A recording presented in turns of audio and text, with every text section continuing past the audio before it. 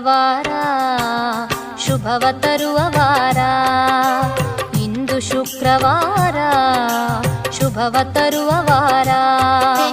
ಸುಮಂಗಲಿಯರೆಲ್ಲ ನಿನ್ನ ಪೂಜಿಸುವ ಪುಣ್ಯವಾರ.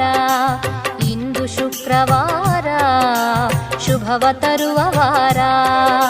ಸುಮಂಗಲಿಯರೆಲ್ಲ ನಿನ್ನ ಪೂಜಿಸುವ ಪುಣ್ಯವಾರ. ಇಂದು ಶುಕ್ರವಾರ ಶುಭವ ತರುವ